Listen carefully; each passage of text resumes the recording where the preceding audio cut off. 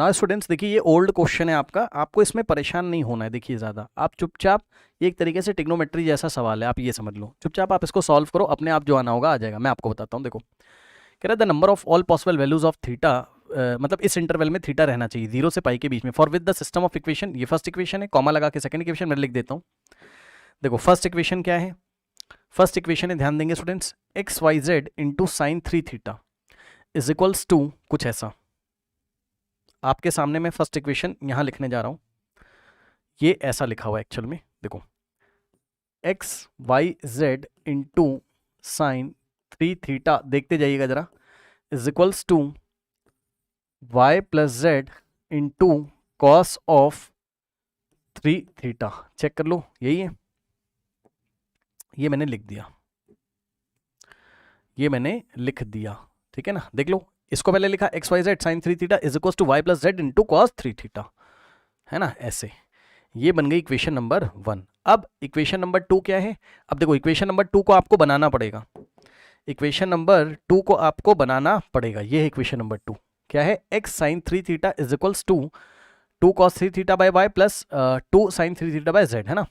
तो इसको आप क्या करो, देखो इसको आप क्या करो, मैं लिख लेता हूँ पहले, इसको आपको बनाना पड़ेगा, x into sine 3 theta is equals to sine 3 theta is equals to क्या है, 2 कॉस 3 थीटा अपॉन वाई और plus 2 sine 3 theta upon z, है ना।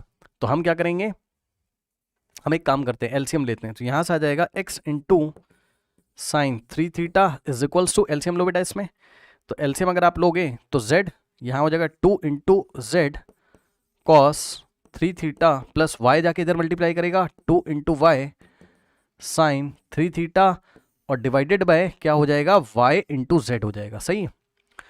अब अगर हम लोग देखें तो y z को क्रॉस मल्टीप्लिकेशन में इधर लेके आओ। सर ऐसा क्यों कर रहे हो, ये देखो इधर लेके आओ, ऐसा हम इसलिए कर रहे हैं, ये देखिए x into y into z sine 3 theta is equals to 2z cos 3 theta plus 2y sine 3 theta. ऐसा हमने इसलिए किया क्योंकि पैटर्न देखिए आप इक्वेशन का क्या चल रहा है, फर्स्ट इक्वेशन में भी तो ये था x Y Z sine 3 theta, तो हमने सेकंड वाले में भी बना लिया ऐसा। तो अब जो सेकंड इक्वेशन है ऐसी आ गई, कैसी आ गई, x Y Z sine 3 theta is equals to x Y Z into sine 3 theta is equals to क्या आ रहा है हमारे पास, देखिए हमारे पास आ रहा है 2z cos 3 theta, 2z cos 3 theta, तो 2z कॉस 3 थीटा और plus 2y sine 3 theta, 2y sine 3 theta, 2y sine 3 theta, correct, ये हो गया। ओके नाउ अब थर्ड इक्वेशन देखिए जरा, ये फर्स्ट हो गई, ये सेकंड हो गई, और थर्ड इक्वेशन क्या है, थर्ड इक्वेशन तो डायरेक्ट लिख दो, x Y Z sine 3 theta, x Y Z sine 3 theta is equals to कितना है हमारे पास, y plus 2z cos 3 theta, y plus 2z, y plus 2z, अब इसको बेटा बनाना पड़ेगा, रुक जाओ, इसको बनाना पड़ेगा, है ना, y plus 2z cos 3 theta, है ना, रुक जाओ बनाओ इसको, ये बनेगा ऐसे, देखो x Y Z into sine 3 theta is equals to,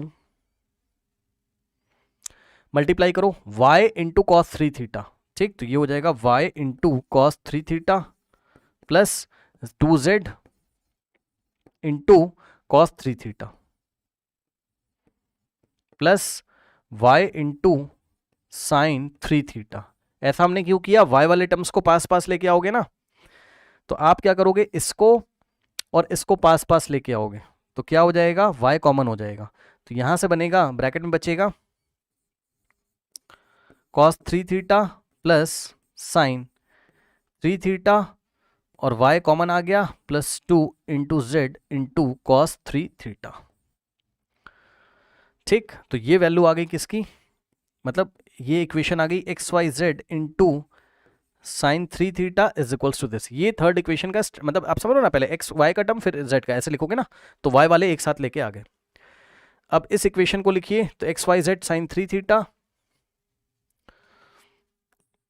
x Y Z into sine 3 theta is equals to, क्या हो जाएगा हमारे पास, cos 3 theta plus sine 3 theta into Y, cos 3 theta plus sine 3 theta into Y और plus 2z cos 3 theta, 2z cos 3 theta, है ना। ये बन गई थर्ड इक्वेशन। फर्स्ट वाले में भी ऐसा कर लेना चाहिए था हमें, फर्स्ट वाले में भी ऐसा कर लेना चाहिए था, नहीं किया तो कोई बात नहीं है। चलो अब हम क्या करेंगे, देखिए हम फर्स्ट और सेकंड को इक्वेट कर सकते हैं। बोलो हाँ भाई, फर्स्ट का भी लेफ्ट हैंड साइड क्या है, x Y Z sine 3 theta, second का भी, मतलब तीनों आपस में इक्वल हो जाएंगे, तीनों का राइट हैंड साइड आपस में इक्वल हो जाएंगे। तो हमने क्या किया, हमने फर्स्ट और सेकंड का राइट हैंड साइड इक्वल किया, मतलब y plus z cos 3 theta is equals to this portion. समझ रहे हो, फर्स्ट इक्वेशन सेकंड इक्वेशन के राइट हैंड साइड क्यों इक्वल कर रहे हैं, क्योंकि सबके लेफ्ट हैंड साइड इक्वल है तो राइट हैंड साइड भी इक्वल होंगे। तो ये वाला पोर्शन और ये वाला पोर्शन आपस में इक्वल होगा, ठीक है ना। तो अभी हम इन दोनों को इक्वल कर रहे हैं, ठीक है। 2z cos 3 theta plus 2y sine 3 theta, ठीक। अब इसको सॉल्व कर लीजिए, देख लीजिए क्या हो जाएगा हमारे पास। यहां से ब्रैकेट ओपन होगा, तो y cos 3 theta plus z cos 3 theta is equals to 2z cos 3 theta plus 2y sin 3 theta.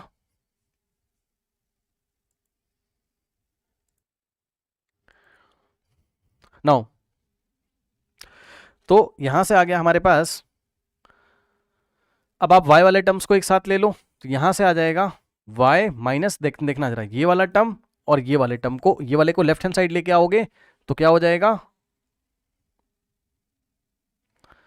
y minus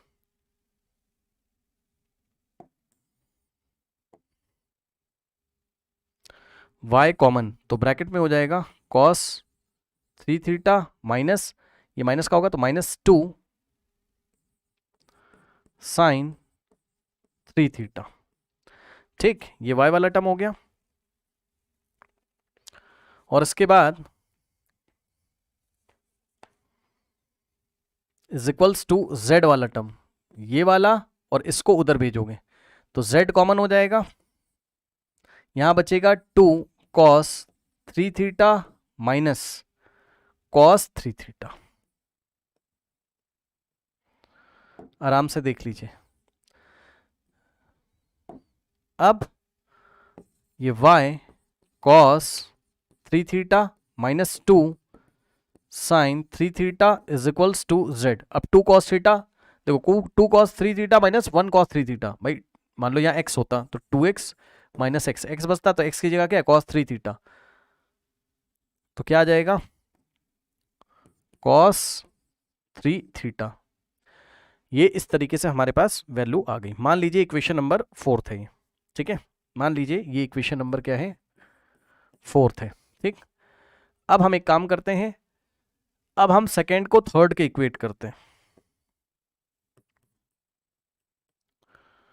second को थर्ड के इक्वेट करते हैं हम लोग। सेकेंड को थर्ड के इक्वेट करते हैं, means this portion 2z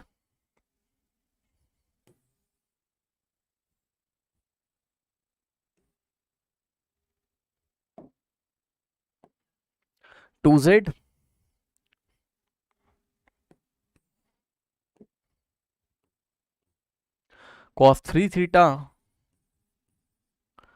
plus 2y sin 3 theta is equals to ये कॉस ऑफ 3 थीटा। अब देखो इसको मैं एक्सपैंड करके लिख रहा हूं, जरा ध्यान देना, y अंदर मल्टीप्लाई करके लिख रहा हूं, तो cos 3 थीटा इंटू वाई, यानी कि y cos 3 theta plus y into sine 3 theta और प्लस 2z cos 3 थीटा। ठीक, अब यहां से अगर आप देखें तो लाइक टर्म्स कौन कौन से हैं, 2y साइन 3 थीटा और y साइन 3 थीटा। ये इधर आएगा तो माइनस हो जाएगा, तो क्या बचेगा हमारे पास, और 2z cos 3 theta 2z cos 3 theta ये कैंसिल हो जाएगा, ये गया। और हमारे पास क्या हो रहा है, देखो ये 2 टाइम्स है और ये 1, तो ये इधर आएगा तो 2 माइनस 1 बचेगा प्लस का, यानी कि y साइन 3 थीटा बचा is equals to y cos 3 theta हमारे पास हो रहा है। ठीक, अब y से y गया और sine theta is equals to cos 3 theta, मतलब कुछ ऐसा हो गया, तो यहां से हो जाएगा sine 3 theta is equals to cos 3 theta. Cos 3 theta से बोथ साइड डिवाइड लगा तो ये tan बन जाएगा, कॉस 3 थीटा से लेफ्ट और राइट में डिवाइड लगा दीजिए, या आप इसको ऐसे सोच लो, ये इंटू 1 लिखा है, इसको इधर ले आओ, है ना, तो क्या हो जाएगा tan 3 थीटा, समझ रहे हो, इज इक्वल्स टू 1 हो गया। tan 3 theta is equals to कितना हो गया, 1 हो गया। अब यहां से कुछ आंसर हमारा आ सकता है, मतलब देखिए tan 3 theta is equals to 1 को क्या लिखेंगे, tan पाई बाई 4। अब ये क्लास 11th की कौन सी इक्वेशन है, ये है tan theta is equals to tan alpha, अगर हो जाए tan थीटा, ये हमने कहाँ पढ़ा था 11, tan theta is equals to, अगर tan अल्फा होता था तो वैल्यू जो निकल के आती थी वो theta is equals to n pi और plus alpha where n belongs to integer, where n belongs to integer.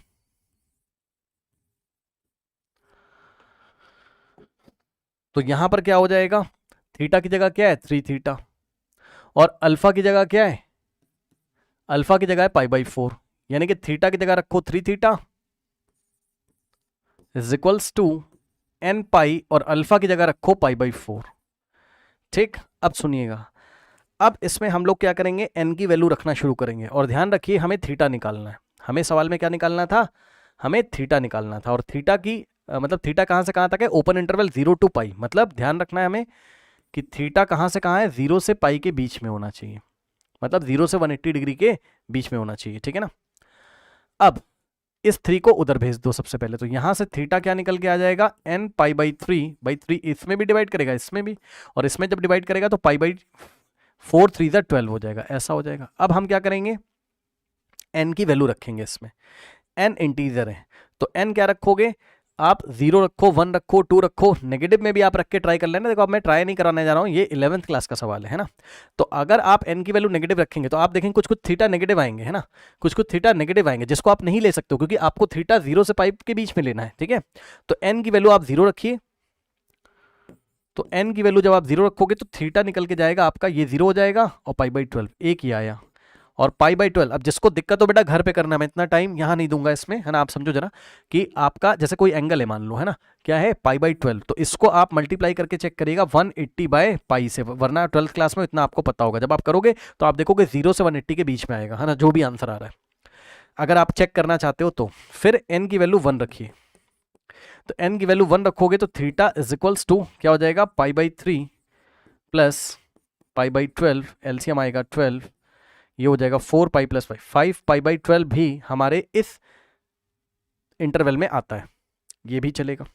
उसके बाद हमारे पास n की वैल्यू अगर हम लोग कितनी रखें 2, ठीक, तो क्या हो जाएगा, थीटा कितना निकल के जाएगा यहां से 2 पाई बाई 3 और प्लस पाई बाई 12, तो यहां से एलसीएम आ गया हमारे पास 12 और 3 4 the 12, 4 2 the 8 pi plus 9 pi by 12, 9 pi by 12 को भी चेक करना, चेक करो ना, 9 बाई 12 क्या है, 1 से छोटा है तो ये पाई से छोटा होगा, अभी भी उस इंटरवल में आ रहा है, चेक कर लेना। बाकी भाई आप चेक करो ना, 9 बाई 12 1 से छोटा है ना, तो ये 1 इंटू मतलब 1 से छोटा नंबर इंटू पाई, तो पाई से तो छोटा होगा, ठीक, तो ये भी उस इंटरवल में जा रहा है। और चेक करिए, अगर हम n की वैल्यू कितनी पुट कर दें 3, तो थीटा इज इक्वल्स टू कितना हो जाएगा 3 पाई बाई 3, तो ये हो गया पाई और प्लस पाई बाई 12, तो ये हमें नहीं लेना है, नो।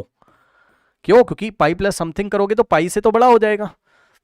तो फाइनल आंसर कितना निकल के आ रहा है हमारे पास, थीटा की जो वैलिड वैल्यूज हैं हमारे पास पाई बाई 12, नेक्स्ट है 5 pi by 12 and next is 9 pi by 12, 9 pi by 12, okay. तो ये थीटा की क्या है, वैलिड वैल्यूज हैं, ये थीटा की क्या है, वैलिड वैल्यूज हैं, करेक्ट। इस तरीके से हम लोग इसको हैंडल करेंगे। अब सुनो, अब उसमें एक और कंडीशन उसने दी थी जिसपे आपको ज्यादा टेंशन नहीं लेना है। उसने हमें क्या बोला था, ये देखिए, उसने हमें बोला था x not y not z not with y not z not is not equals to 0। मतलब इस बात का क्या मतलब है, इसका मतलब वाई नॉट की वैल्यू भी 0 के इक्वल नहीं है और जेड नॉट की वैल्यू भी 0 के इक्वल नहीं है।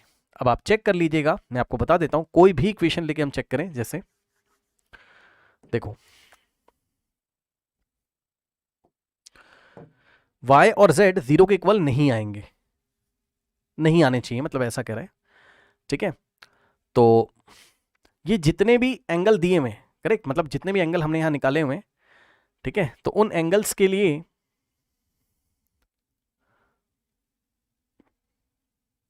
देखो, उन एंगल्स के लिए मेरी बात ध्यान सुनना, किसी भी इक्वेशन में वैल्यू रखो, 3 इंटू थीटा की वैल्यू रखो, ये पोर्शन 0 नहीं होगा, चाहे तो आप करके देख लीजिएगा घर पे जब फ्री टाइम हो। मैंने क्या बोला, कोई भी एंगल इसमें से रख के देखो आप, ये 0 नहीं है। अगर ये 0 नहीं, इसका मतलब x 0 नहीं है और y यानी कि x नॉट भी 0 नहीं है, मतलब आप समझ रहे हो बात को, ये x into y into z की वजह से ये प्रोडक्ट लग गई तो 0 आएगा ना, आप समझो, ठीक है। तो y नॉट और z नॉट इसका मतलब 0 नहीं, अगर ये 0 नहीं आ रहा है इसका मतलब ये 0 नहीं है, इसका मतलब y और z 0 नहीं है, बस सिंपल, ठीक। आप किसी भी इक्वेशन में रख लो, आप सेकंड में रख लो, आप थीटा जितने भी आए इसमें रख के देखना, तो ये कभी भी 0 नहीं आएगा, इसका मतलब y नॉट भी 0 नहीं है और z नॉट भी 0 नहीं है। इस इक्वेशन में रख के देखना एंगल जितने आए सारे के सारे, है ना, आपको मैं सेटिस्फेक्शन के लिए बता रहा हूं बस, इसका मतलब y नॉट और z नॉट 0 नहीं है, मतलब दिए गए एंगल्स के लिए y और z की वैल्यू 0 के इक्वल नहीं है। तो आंसर हमारा आ चुका है और वैलिड भी है, आप परेशान ना हो। क्या हम वैलिडेशन एग्जाम में चेक करें? नहीं भाई, आप क्यों परेशान हो रहे हो, वो बस ऐसे ही कंडीशन दी हुई है, आप परेशान मत होइए। क्या हो गया,